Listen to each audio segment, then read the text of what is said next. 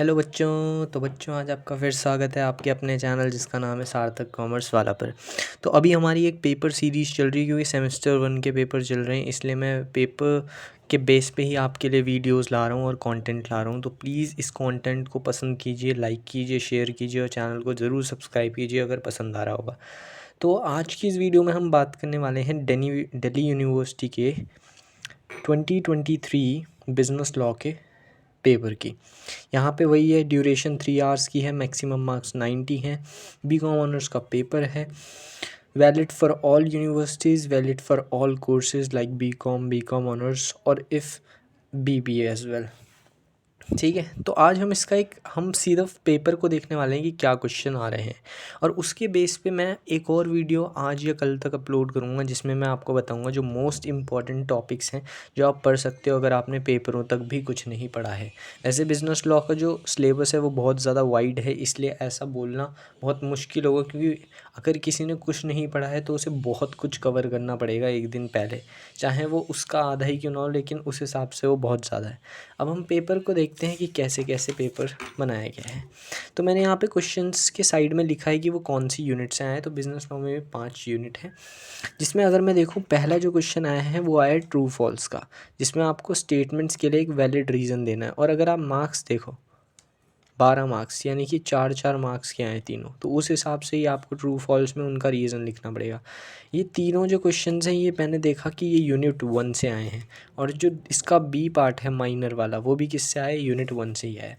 अब जैसे मैंने एक वीडियो बनाई थी जिसमें मैंने मैनेजमेंट प्रिंसिपल और जो मैनेजमेंट एप्लीकेशन का जो सिलेबस था और जो पेपर था उसे भी मैंने देखा था, तो उसमें एक चीज़ मैंने उस वीडियो में भी आपको बताई थी कि जनरली क्या हो रहा है कि क्वेश्चंस यूनिट वाइज सीरीज़ पे चल रहे हैं, लेकिन इसमें भी वैसे ही होगा, लेकिन थोड़ा बहुत कहीं कहीं आपको दिखेगा कि एक क्वेश्चन के अंदर दूसरा पार्ट किसी और यूनिट का है। इस वाले में उसमें क्या था कि उसमें पहला भी यूनिट 1 जो चॉइस में था, दूसरा भी यूनिट 1, तो बिल्कुल प्रॉपर पैटर्न से। इसमें ऐसा नहीं है, थोड़ा बहुत, लेकिन जनरली वही पैटर्न फॉलो हुआ है जो मैनेजमेंट प्रिंसिपल में फॉलो हुआ था। अब देखो फर्स्ट क्वेश्चन के ए और बी पार्ट दोनों किससे आए हैं, यूनिट 1 और यूनिट 1 से। और में देखें तो और में स्ट्रेंजर टू कंसिडरेशन, अब ये भी यूनिट 1 से है। यूनिलेटरल मिस्टेक ये भी यूनिट 1 से है और ये भी यूनिट 1 से ही है। और बी क्वेश्चन जो है वो भी यूनिट 1 से है। तो पहला क्वेश्चन में जो दोनों आपके क्वेश्चंस आए हैं और उसके ए और बी पार्ट आए हैं वो दोनों ही किससे आए हैं, यूनिट 1 से। इसके बाद अब यहाँ पे देखोगे अगर आप क्वेश्चन 2, तो क्वेश्चन 2 का जो पहला पार्ट है सब एजेंट वाला, ये देखो ये यूनिट 2 से नहीं आया। अगर ये पैटर्न वाइज चलता तो यूनिट 2 से आता, लेकिन क्वेश्चन 2 का ए पार्ट किससे आया, यूनिट 3 से आया, क्योंकि एजेंसी और कॉन्ट्रैक्ट ऑफ एजेंसी यूनिट 3 के अंदर है। इसके बाद differentiate between indemnity and guarantee unit 3 से आया है। और साथ में ये जो एक मतलब अंडरस्टैंडिंग बेस्ड क्वेश्चंस हैं ये आया है यूनिट 1 से, जो कासी कॉन्ट्रैक्ट का है। तो आपने देखा कहीं यूनिट 2 का जिक्र हुआ नहीं, क्योंकि ये कहीं ना कहीं डिपेंड करता है कि कितना अप्रोप्रिएशन या डिस्ट्रीब्यूशन किया गया है यूनिट के हिसाब से मार्क्स का, तो उस हिसाब से भी पेपर बनता है। अब यूनिट 2 इतनी इंपॉर्टेंट नहीं थी तो उससे अभी आपको क्वेश्चन भी उतने ज़्यादा देखने को नहीं मिलेंगे, और यूनिट 5 सबसे इंपॉर्टेंट है तो उसी से सबसे ज़्यादा क्वेश्चन देखने को मिलेंगे। तो क्वेश्चन 2 के तीनों पार्ट लगभग 2 तो यूनिट 3 से आए, एक यूनिट 1 से आया है। चॉइस में देखोगे तो पहला पार्ट यूनिट 3 से आया है, दूसरा ये यूनिट 2 या यूनिट 3 से ही है, और differentiate between bailment and pledge ये भी यूनिट 3 से ही आया है। क्वेश्चन थर्ड की अगर मैं बात करूँ, थर्ड में भी वही पैटर्न है, ए बी सी 3 पार्ट आए हैं। इसमें पहला क्वेश्चन यूनिट 4 से आया है, दूसरा भी यूनिट 4 से आया है और तीसरा भी यूनिट 4 से आया है। अब इसकी आप चॉइस में देखोगे तो यहाँ पे मैनेजमेंट प्रिंसिपल की तरह फॉलो किया है कहीं ना कहीं रूल थोड़ा इन्होंने। इसमें अगर आप देखोगे तो इसमें 4 की जो चॉइस है उसमें पहला क्वेश्चन यूनिट 4 से आया है, बी वाला भी यूनिट 4 से आया है और सी वाला भी यूनिट 4 से ही आया है। क्वेश्चन 4 की अगर मैं बात करूं तो ये देखो अब हुआ सबसे important unit, LLP limited liability partnership वाली यूनिट।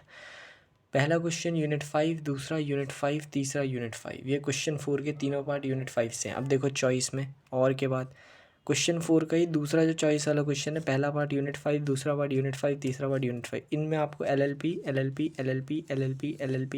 ज़रूर दिखेगा।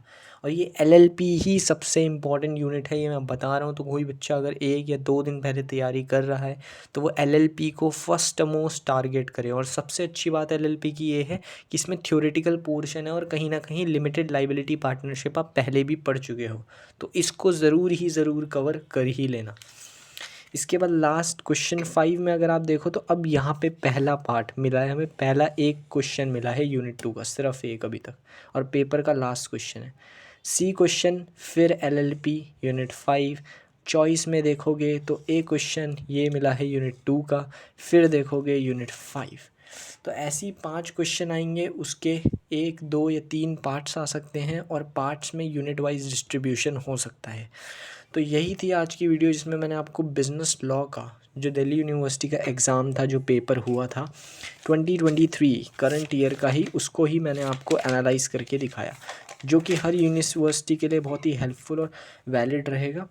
इसमें अगली वीडियो मैं आपके लिए बनाऊंगा कि क्या डिस्ट्रीब्यूशन है यूनिट्स का बिज़नेस लॉ में और कौन कौन से टॉपिक हैं, अगर आप कुछ दिन पहले ही स्टडी कर रहे हो। तो होप सो वीडियो आपको पसंद आई होगी। पसंद आई होगी तो लाइक करना, शेयर करना अपने दोस्तों के साथ इस पेपर को, ताकि वो हिंट ले सकें। और हर टॉपर और हर बच्चे को जिसने अभी कुछ भी नहीं पढ़ा, और साथ ही साथ चैनल को सब्सक्राइब कर देना for more update like this. Thank you.